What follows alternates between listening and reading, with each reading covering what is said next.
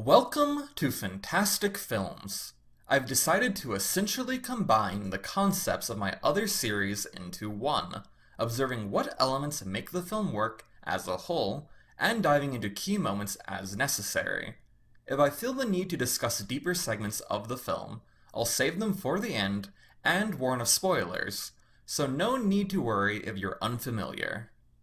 The first movie I want to cover is Hausu, that bonkers Japanese horror comedy you've probably had suggested by your weirdest friend. And if you're only hearing about it now, I guess I'm that weirdo friend. Hello, new friend. I used to write Hausu off as a guilty pleasure, an inexplicable work I didn't need to justify liking. But a friend challenged me one evening, told me there had to be a reason. After all, I can justify every other movie I adore. I've never been the type to give something a free pass, simply due to entertaining me. Before I dive into what makes Hausu work as a legitimate piece of cinema, let's break down a few key scenes, give you an idea of what this is before analyzing why it does what it does. Hausu is notable as a film that never lets go. You're in for a ride from the very first scene. Where most films ebb and flow as tensions rise and fall, Hausu is always on. The opening title sequence is in a square frame, and the first shot remains in this ratio. We start with a grainy black and white image, a girl wrapped in cloth and lit by candles.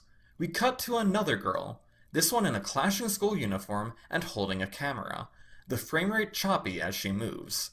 As the first girl tells her to hurry and take the picture, the frame rate appears to correct itself.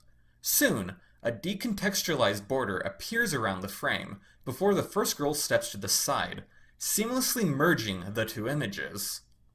In this transition, Hausu is bluntly announcing its intent. Not only is this a film that will experiment with the art of cinema, it wants you to notice. Where most traditional films try to make editing appear inconspicuous, Hausu wants you to be aware of every transition, every inch of the image. Let's skip ahead a bit as Gorgeous, yes, the character is named Gorgeous, meets her father's new girlfriend. As the woman walks in, her scarf gracefully flutters, this forced image of beauty that repeats every time she is alone on screen. But this serenity is reduced to comedy, as the sound mixing suggests she's walking through a wind tunnel. Everything in this movie is at extremes. The characters aren't just defined by, but named after their key feature, and even the world itself might change to reinforce the idea behind a character. Let's look at one more scene. As the girls take the train, Gorgeous tells her friends about her aunt. This is presented as old news footage, but the girls comment as if they were actually watching. At a certain point, one even steps into the image as part of the commentary. This sequence establishes the issue at the heart of the story, that the aunt's husband died in the war, and she's been alone ever since, always longing for his impossible return. But instead of simply rattling off backstory, director Obayashi uses this sequence to again reinforce the fragile uncertainty of cinema. The horrors the aunt faced are reduced to a surreal moment of fourth wall breaking, one that could easily cause a viewer to lose track of the scene's narrative purpose. Like an illusionist, Obayashi utilizes the art of misdirection. There are two key examples in this sequence. The simpler is that, while the discussion begins on the train, it ends on a bus. Obayashi has skipped the transition, and most viewers won't even notice. More importantly, he obscures the importance of the aunt's backstory through meta-interference, even though it's key to the film's true message. Why? Well, let's break down the film as a whole, see what reasons he might have to obscure his film's meaning. The biggest hurdle in getting Hausu seems rooted in comparison. With all its oddities, it's difficult to find obvious works to reference. But the real issue is that we default to contemporaries or immediate predecessors. To understand what Hausu is doing, we have to go back to the earliest days of cinema. As I mentioned back in my first classic cinema corner, the early days of cinema consisted almost entirely of simple documentaries. Trains pulling into stations, workers leaving their factory, mundane shots of actual life. It wasn't until Méliès stepped in and started experimenting that we started to see the backbone of what narrative movies would become, all because he pushed things to their extremes. He didn't just tell fictional stories, but he filled every inch of the frame with fantastical imagery. No one can watch A Trip to the Moon and confuse it with even an attempt at reality. Most films have found a balance, with even most fantasy films attempting to make their effects look as realistic and inconspicuous as possible. Films that directly followed in the footsteps of Méliès largely died out with the advent of sound, so it's not that Hausu is entirely unique, but rather a callback to a largely forgotten era. Another important point of comparison is considering why Hausu was made.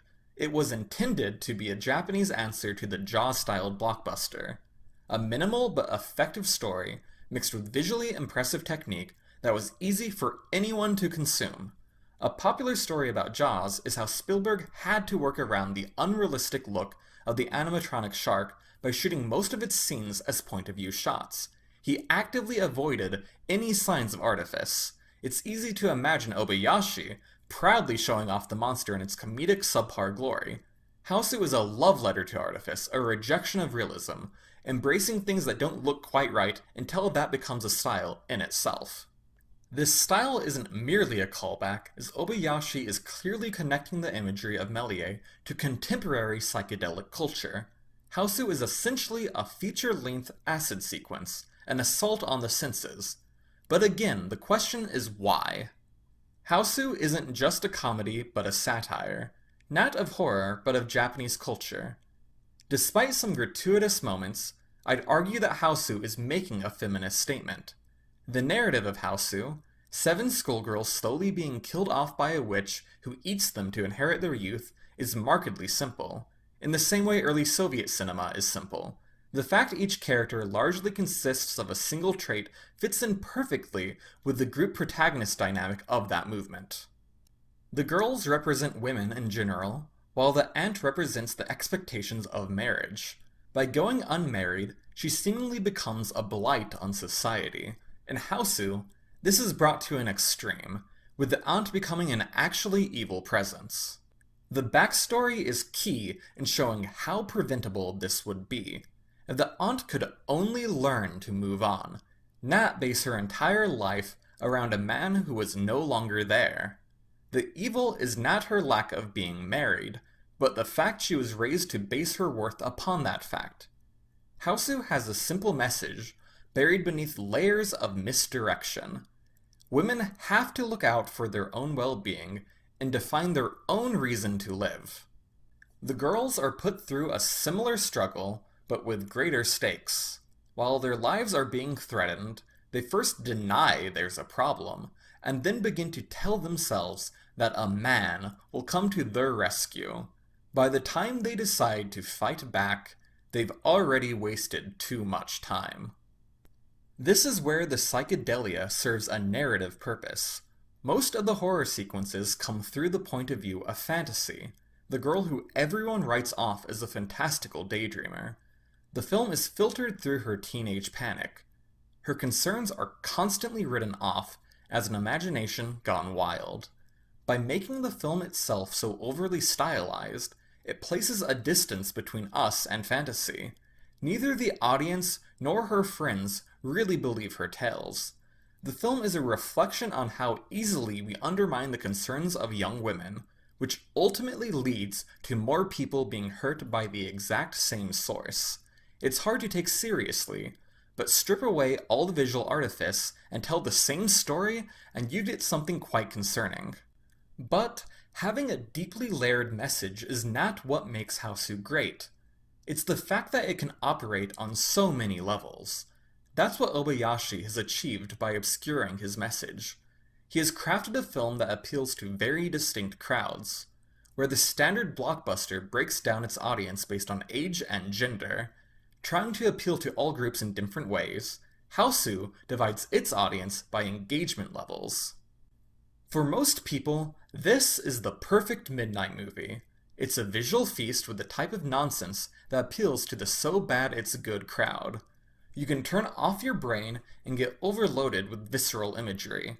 But despite its surface level appearance, it's actually quite impressive on a technical level, and calls back to several eras and styles of cinema, making it an absolute treat for cinephiles. For those really focused on narrative and theme, there's something deeply buried here, a puzzle to be unlocked.